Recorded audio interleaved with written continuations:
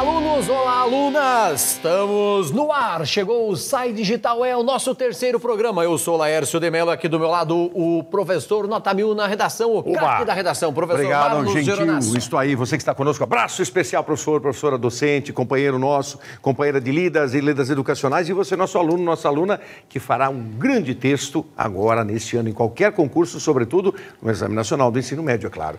Professor Marlos, na vez anterior e não na vez passada...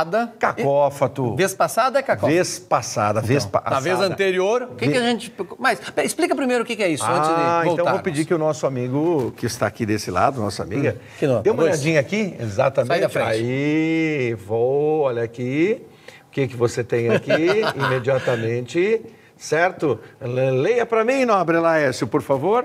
Eu ia falar, vou já. Para eu não me comprometer, né? Você não usará essa ênclise aqui. Por quê? Por causa do mau som, ou seja, do cacófato. E no cacófato você tem o mau som, e esse mau som não é legal. Por isso você que está falando agora vai dizer o quê? Vou-me? Pois é melhor fazer isso em outro lugar que não nesta sala. Certo? Legal. Cacófato, mau som. Na vez anterior, nós nos comprometemos que iríamos trabalhar com as diversas linguagens. Verbal e não verbal. E hoje seria a charge, né? A charge. Exatamente, Laércio, a charge. Eu vou pedir para que explique algumas coisas sobre o Enem, principalmente, mas que serve para as outras redações. Sim. Eu separei aqui no slide algumas relacionadas a competências e áreas. Eu vou colocar lá, leio e você comenta, porque eu acho que cabe muito bem na questão da charge. Reginaldo, por favor, tá aí, competência 1. Competência da área 1 primeiro, você vai, professor Marlos, explicar, volta 1 aqui, porque não era para ter pulado, eu queria ter riscado. Professor Marcos, vai explicar para nós, por favor, o que é competência da área 1, daí já pensa o que é o H1, que diz o seguinte: identificar o quê? As diferentes linguagens e seus recursos expressivos como elementos de, o quê? Caracterização do quê? Do sistema de comunicação, isso que a gente está fazendo aqui. Perfeito, amigão. Vamos lá, o que é isso? As nossas áreas, né? Você, Laércio, é um colega das ciências humanas. Perfeito. Existem os companheiros das ciências da natureza, os de linguagens e os de matemática. Perfeito. Em cada uma dessas áreas, nós temos necessariamente competências e habilidades. Quando pensamos nas habilidades, são 30 para cada. Então, habilidades... 30. Isso em todas as áreas. Então, H1 certo? É de habilidade 1. Isso, exatamente. 30, totalizando as benditas 120 habilidades que são requeridas nas 180 questões do Exame Nacional. Perfeito. Mas em se tratando de linguagens, e aí as linguagens entram aqui, linguagens, nós temos as 9 competências, nobre Laércio. Linguagens igual 9 competências. Você acaba de mostrar a competência 1. Então, as 9 competências. Dentro dessas 9 competências, é fundamental que o aluno ou a aluna saiba não só identificar, mas depurar, decupar, compreender o que é uma linguagem verbal, uma linguagem não verbal. Como diz ali o texto, volta lá, identificar as diferentes linguagens. Exatamente. É fundamental. Recursos, se você chegar com esta habilidade, já é um passo para uma boa redação. E veja a próxima aqui, ó. Lá, veja, as coisas não precisam seguir uma questão numeral. Pulamos para 8. Veja o que diz a competência 8, a habilidade 25 e a habilidade 26, que eu acho que nos ajuda antes de falarmos da charge. Aí você entra na língua também, na gramática inserida no contexto. Mas claro, a redação exige que você tenha... Sim, porque nas competências, o que acontece? As competências de linguagens. Nós temos uma competência que é a 2, que trata só da língua estrangeira. Estão notando isso? Depois tem a competência da arte, tem a competência da educação física, tem a competência das TICs, das tecnologias de informação e comunicação, da publicidade e da gramática. Então você está inserido nisso. Tudo isso se aplica à redação? Isso é claro que sim, porque se você domina esses mecanismos da língua, mecanismos linguísticos, o seu texto flui melhor. Essa dica é impagável. Veja o que diz a habilidade 5, então, por favor. Identificar em textos de diferentes gêneros, nós vamos ver um gênero hoje que é a charge. O quê? As marcas linguísticas que singularizam o quê? As variedades linguísticas sociais, regionais e de registro, né?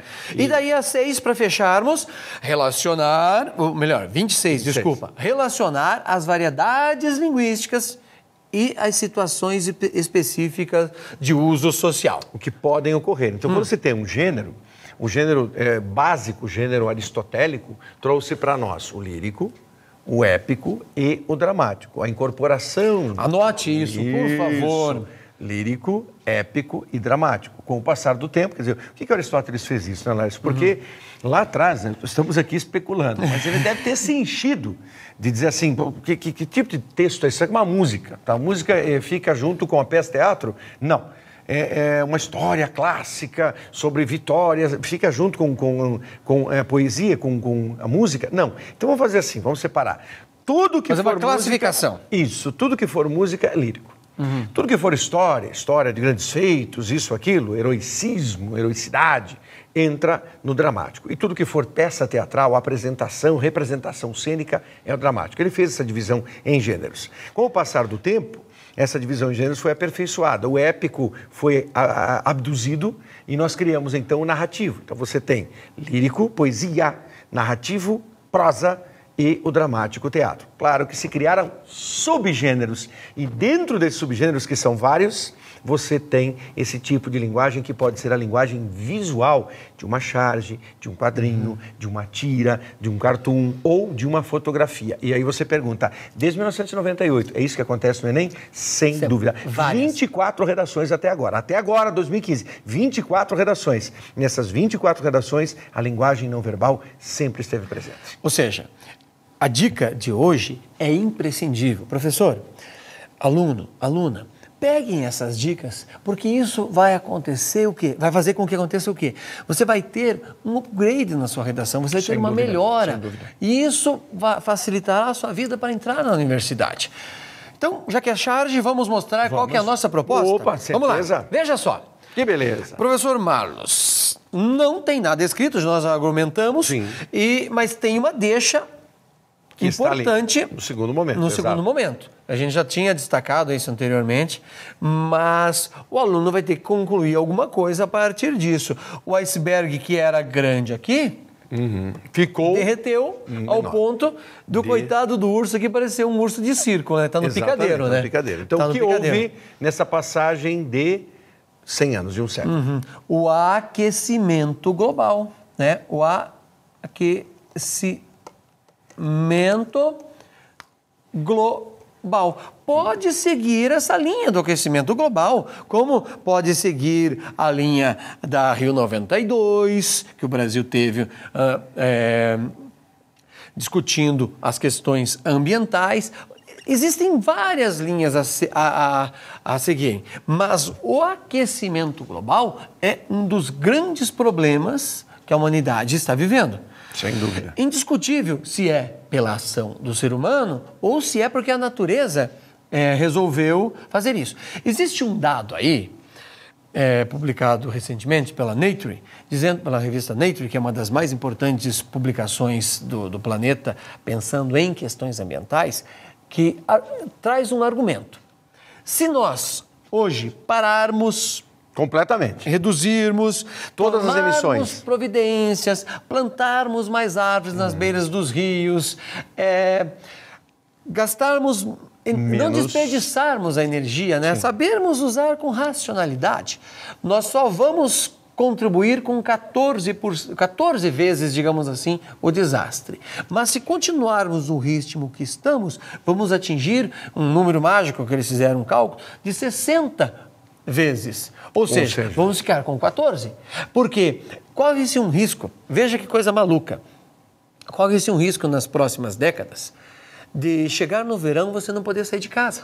Você vai ter que ficar dentro de casa, trancado, no ar-condicionado, porque lá fora vai estar 50 graus. Lembre-se, nos anos que se passou, gente morreu.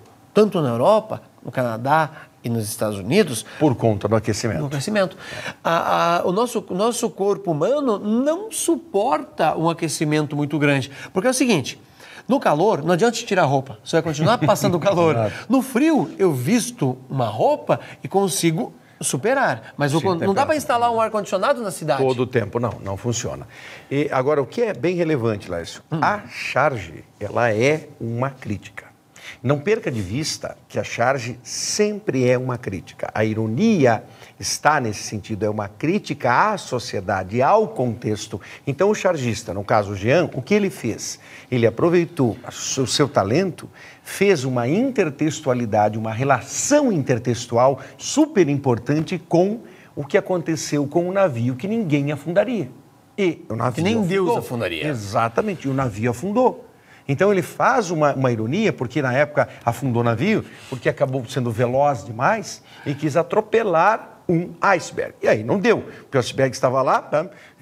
Só que a parte de baixo do iceberg é gigantesca, hein? Haja navio. Aí afunda o negócio mesmo e centenas e centenas de pessoas morreram. Só que desta feita, se o navio, aí está, essa prospecção, se o navio bater no que máximo que ele vai fazer ali é machucar o ursinho. Não fique imaginando que abaixo tem um grande contingente de gelo. Não tem. Por isso o ursinho está ali encolhido. Tá ali encolhido. É uma crítica, sem dúvida. Precisou de alguma palavra? Não. Mas aí o nosso aluno, e você, aluno, aluna, precisa estar experimentado para ler o que esse texto traz. Isso é um texto. Então você precisa ler esse texto em todos os seus minimes, em todas as suas minúcias.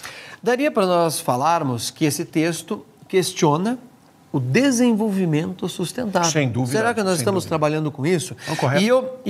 Reginaldo, coloca o texto lá. Eu fiz essas perguntas e eu quero que você, com cores diferentes, para ela registrar na sua mente. O que é desenvolvimento sustentável? Qual é o conceito? Você não pode falar sobre isso sem ter um argumento de autoridade. Com toda certeza. Porque todo mundo usa esta palavra hoje sem saber qual a origem. Qual a origem, de onde ela veio e por que ela se usa. Olha que interessante, essa palavra é muito nova. Só em 1987 que o relatório Brundtland vai dizer o que é desenvolvimento sustentável. Pessoal, isso é muito novo na nossa história. Então isso aqui, isso que a gente vai comentar agora serve como um texto para você, aliás, uma ideia para você desenvolver o seu texto. Então você vai explicar o que é desenvolvimento sustentável. É aquele desenvolvimento que satisfaz a necessidade de hoje, tá? De hoje, mas que não compromete as pessoas que virão depois, as gerações futuras e as suas necessidades. O desenvolvimento sustentável tem que ser isso. Continuando, a noção desse desenvolvimento sustentável, olha aqui, ó. Tem implícito. É forte essa palavra, implícito, né? Está dentro, está imbricado. Um compromisso de solidariedade com... Por quê? Porque você tem que pensar não só no seu umbigo, e esse é o ponto. Não só no seu umbigo, mas no umbiguinho dos filhos e dos netos. Verdade. Que vierem. É claro que nós vamos dizer assim, puxa, mas será? Não é será, é a pura verdade, é uma prova de amor, pensar nas gerações vindouras. Senão que planeta eles terão? Perfeito. Segue lá para a gente completar essa parte aí. Diz o seguinte, no sentido do quê? De assegurar a transmissão do patrimônio capaz de satisfazer as necessidades lá no futuro. E daí, implica na integração equilibrada da questão econômica, sociocultural e ambiental. Exatamente. E dos aspectos institucionais relacionados. Olha que interessante isso aqui, ó. Quando a palavra está entre aspas assim, veja que não é comum, né? Não. Da boa governação. Muitas vezes o que existe é uma questão de estilo. Então, nesse caso, ele colocou aspas, ou poderia ter colocado um tracinho para chamar a atenção em um neologismo. Neologismo é a invenção de uma palavra. Coloca lá, Reginaldo. Foi propositada a governação. O correto seria governabilidade, governança. Mas ele entendeu boa governação. Neologismo. Um novo vocábulo. Perfeito. Uma palavra diferenciada. Ele quis enfatizar isso. Criou um neologismo, deixou entre aspas, tudo bem, é aceitável. Vamos lá. Para fechar essa parte aqui, daí você complementa lá, professor. Desenvolvimento sustentável, então, pressupõe preservação, equilíbrio global. Anote, por favor. Pensando em tudo, né? Pensando em tudo. Questão natural, capital natural. Daí continua. A redefinição dos critérios de instrumentos de avaliação do custo-benefício, né? A curto, médio e longo prazos. Não pode ser só de hoje. De forma a refletirem os efeitos socioeconômicos e valores reais do consumo e da preservação. Tudo isso que o professor Laércio está mencionando é decorrente da charge. Então, veja, quando você diz que charge, porque eu comento com alguns alunos os alunos ficam olhando, então eu indico o Charge Online. Então assista, não? Ou o charges.com.br, Charge Online ou charges.com.br, e aí um pai vai dizer assim, escuta, mas você está vendo quadrinhos? Você está vendo que desenhinho? Que história é essa? Não, essa história é a efetividade das linguagens, competências e habilidades, e aí necessariamente a aplicação de leitura de textos, e veja o que o professor Laércio trouxe, tudo isso decorreu do que estava ali como tema nas entrelinhas da bendita Charge, que fez uma intertextualidade com um fato real e que esse fato real remonta também a um filme de grande sucesso. Tudo por causa da Charge. Volta lá, Reginaldo. E para não atropelar o coitado do urso, tem que pensar na distribuição e utilização equitativa dos recursos entre as nações. Por que só um tem direito, né? Não, por que só um pode consumir? Então, todos nós, quem consome mais, quem mais danifica, quem mais prejudica a natureza, terá que dar uma contribuição maior. Com toda certeza. Essa Charge, ela não tinha só o objetivo de ser um quadrinho bonito. Não, era uma ironia, uma crítica forte. Era questionar a nossa atitude. E o Enem trabalha muito com isso. Todo o tempo. E ele espera a redação na produção. Que o aluno seja capaz disso. Sim, porque ele tem dentro da competência da redação. Da competência da redação, das 5 competências. É importante o que eu vou perguntar aqui para eles. O professor Marlos é um corretor de provas do Enem. Então, pense, você é aluno, você é professor, que está fazendo uma pergunta para uma pessoa que corrige a prova do Enem. Quando você senta à mesa, e não na mesa, em frente ao computador, para fazer uma correção de redações, já houve você sabe qual é o tema, houve uma discussão para dizer, olha, eu tenho que cobrar tal coisa do aluno? Total. Então conta isso para eles. Por isso é que há todo um treinamento.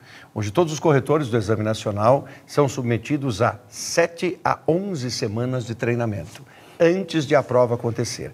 Depois que a prova acontece, uma semana em seguida de a prova ter acontecido, os professores já são obrigados a passar por um outro curso. Eles já fizeram 7 semanas, em 2014 foram 7 semanas de treinamento. Passam o final de semana inteiro, das 8 da manhã às 6 da tarde, internados em escolas, nos institutos federais ou nas universidades. Ali eles passam por todo o retreinamento, outro neologismo aí, para daí terem condições de ainda serem submetidos ao envelope de testagem.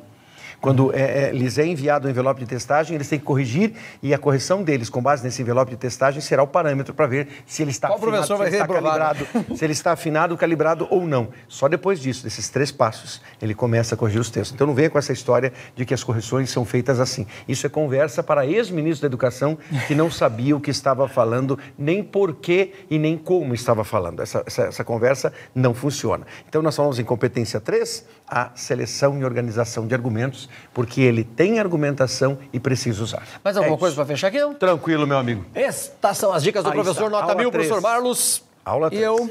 Nós nos encontramos no próximo encontro. Valeu? Encontro 4, aulinha 4. Linguagem não verbal. Continuamos. Vamos se ver. Valeu.